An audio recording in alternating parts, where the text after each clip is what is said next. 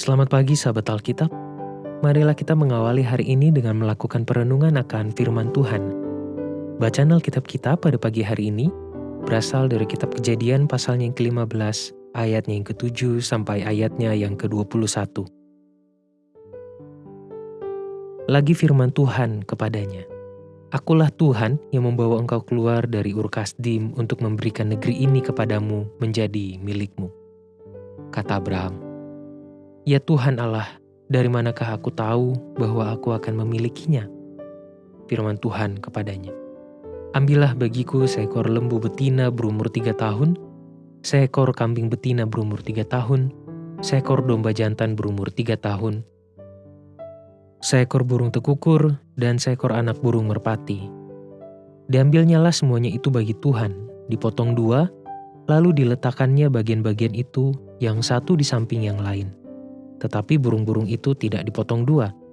Ketika burung-burung buas hingga pada daging binatang-binatang itu, maka Abram mengusirnya. Menjelang matahari terbenam, tertidurlah Abram dengan nyenyak. Lalu turunlah meliputinya gelap gulita yang mengerikan. Firman Tuhan kepada Abram, "Ketahuilah dengan sesungguhnya bahwa keturunanmu akan menjadi orang asing dalam suatu negeri yang bukan kepunyaan mereka, dan bahwa mereka akan diperbudak dan dianiaya 400 tahun lamanya.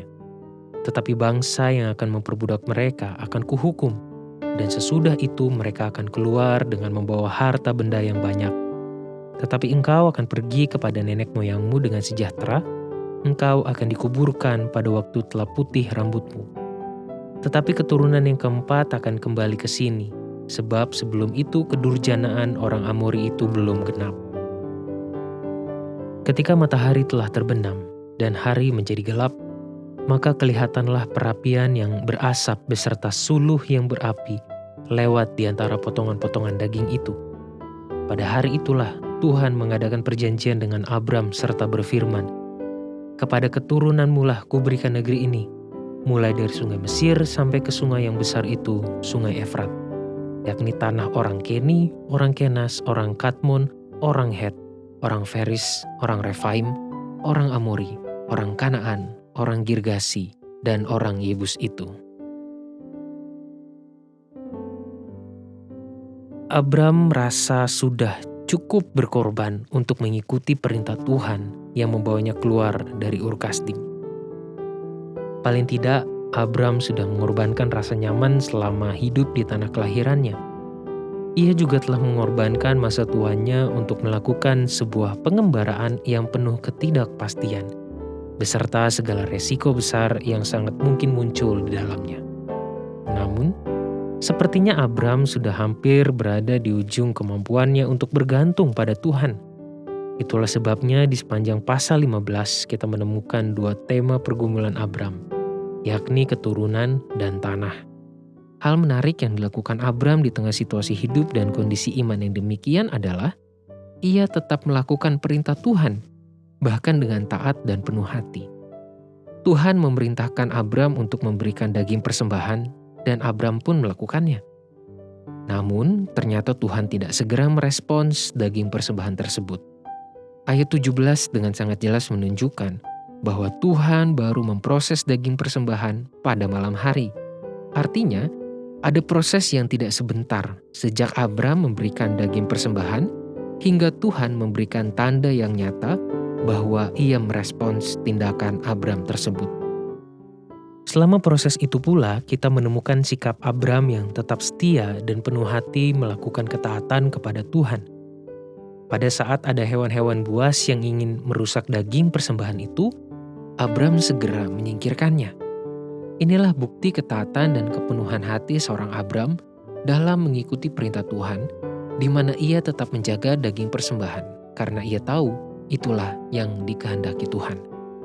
Sahabat Alkitab, firman Tuhan hari ini menjadi sebuah ajakan bagi kita untuk merefleksikan ketaatan dan kesungguhan hati dalam mengikut Tuhan. Tetap melakukan firman Tuhan dalam segala kondisi dan di setiap waktu menjadi cerminan dari kepenuhan hati dalam mengikutnya. Memang, ada kalanya kita merasa Tuhan tidak peduli ketika kita sedang berada dalam pergumulan hidup yang terlalu besar. Ada kalanya juga kita merasa Tuhan tidak menghiraukan doa yang kita sampaikan kepadanya. Atau ada kalanya kita merasa Tuhan tidak menghiraukan persembahan dan segala ungkapan syukur yang kita berikan baginya. Namun sikap Abram menghalau burung pemangsa menjadi sebuah pengingat tentang pentingnya kepenuhan hati untuk melakukan firman Tuhan di segala situasi kondisi dan berapapun lamanya proses pergumulan itu terjadi. Marilah kita berdoa. Ya Tuhan, tolonglah kami di dalam segala keterbatasan kami, di dalam segala kelemahan kami, di dalam segala dinamika beriman kami dalam mengikut Tuhan. Tolonglah kami untuk tetap melakukan firman Tuhan di tengah segala kondisi dan di sepanjang waktu kehidupan kami. Ketika kami harus menghadapi pergumulan dan permasalahan yang begitu berat untuk kami pikul.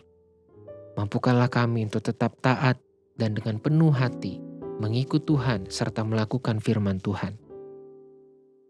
Kami yakin dan percaya Tuhanlah yang memberikan kekuatan dan memampukan kami untuk menjalani kehidupan. Hanya di dalam nama Tuhan Yesus Kristus kami berdoa dan memohon. Amin.